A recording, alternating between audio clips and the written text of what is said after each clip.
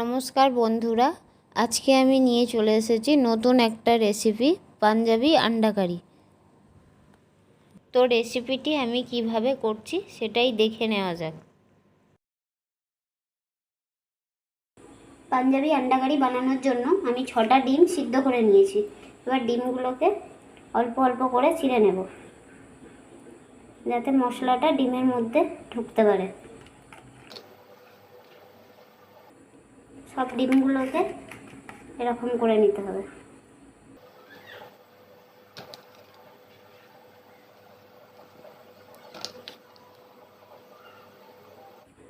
আমি এখানে 6টা ডিম নিয়েছি। ডিমগুলো ভেজে নেওয়ার জন্য এতে আমি লবণ দিয়ে দিলাম, হলুদ গুঁড়ো,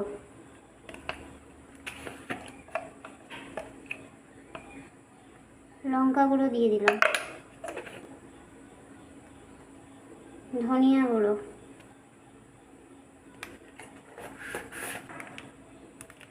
আর একটু গরম মশলা।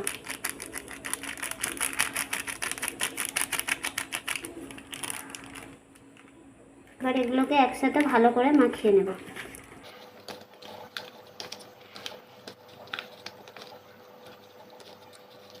গ্যাসেতে আমি একটা কড়া বসিয়ে নিয়েছি। কড়ার মধ্যে আমি একটু তেল দিয়ে দিলাম।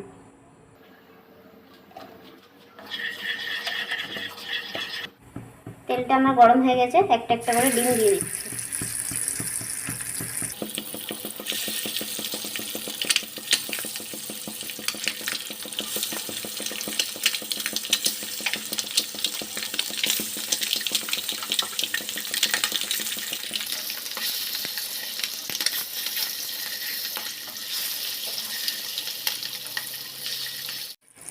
ডিমগুলো আমার ভাজা হয়ে গেছে, ডিমগুলো এবার তুলে নেব।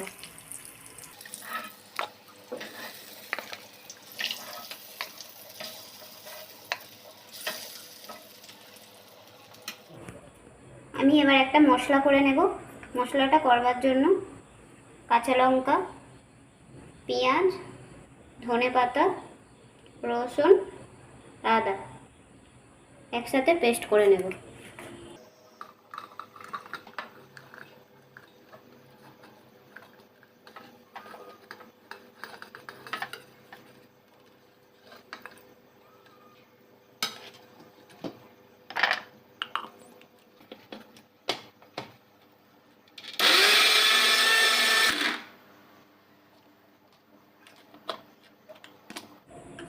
এই পেস্টটা হয়ে গেছে। এটার মধ্যে আমি 1 চামচ জিরে গুঁড়ো, 1 চামচ গরম মশলার গুঁড়ো দিয়ে দিলাম। এবার এটা আবার একসাথে আরেকবার মিক্স করে নেব। এটা আমার সুন্দরভাবে পেস্ট করা হয়ে গেছে। এখানে দুটো আমি ছোট সাইজের টমেটো কেটে নিয়েছি, এটাও এখন পেস্ট করে নেব।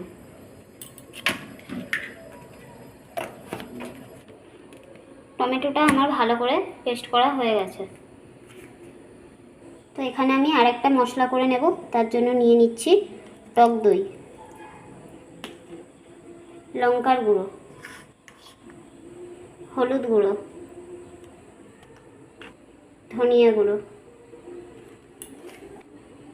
এবার এগুলোকে আমি একসাথে ভালো করে মিক্স করে নেব।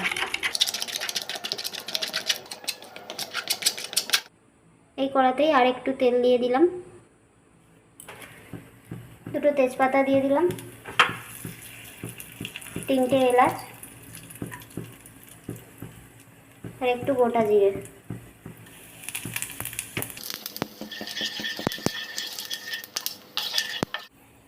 এবার দিয়ে দেব আদা, রসুন, পেঁয়াজ, কাঁচা লঙ্কা, ধনিয়া পাতা যে পেস্টটা করে রেখেছি সেটা।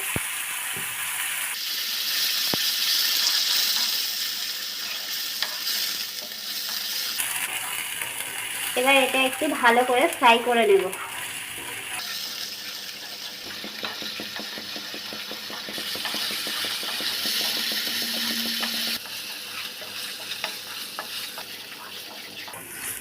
এটা কষিয়ে নেওয়া হয়ে গেছে। এবার এর মধ্যে টক দই আর মশলার সাথে যে মিক্সটা করে রেখেছি সেটা দিয়ে দেব।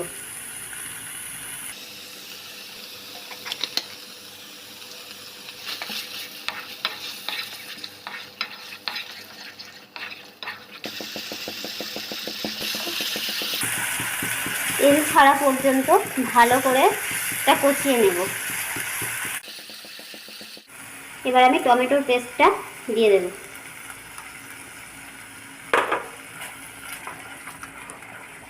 আবার একসাথে ভালো করে কষিয়ে নেব।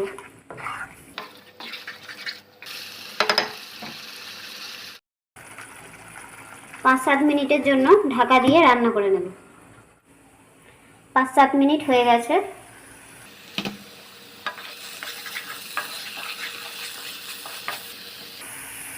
এর মধ্যে এবার আমি গরম জল দিয়ে দেব। এটার মধ্যে কোনো ঠান্ডা জল ব্যবহার করব না।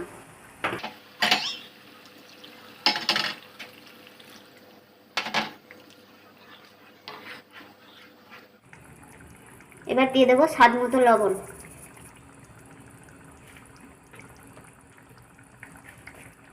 গরম মশলা,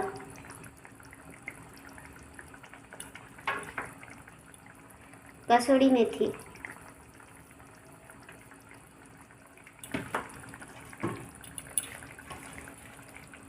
একটু ধনিয়া পাতা। এবার এটা ভালো করে একসঙ্গে মিক্স করে নেব। আবার আমি 5 মিনিটের জন্য ঢাকা দিয়ে দিলাম। 5 মিনিট হয়ে গেছে। এখন আমি ভেজে রাখা ডিমগুলো দিয়ে দেব।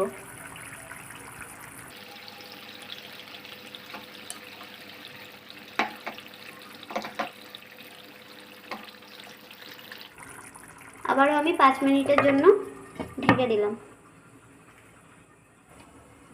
5 মিনিট হয়ে গেছে।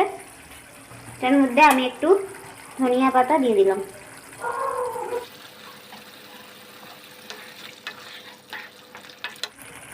এটা হয়ে গেছে। এবার এটা নামিয়ে নেব।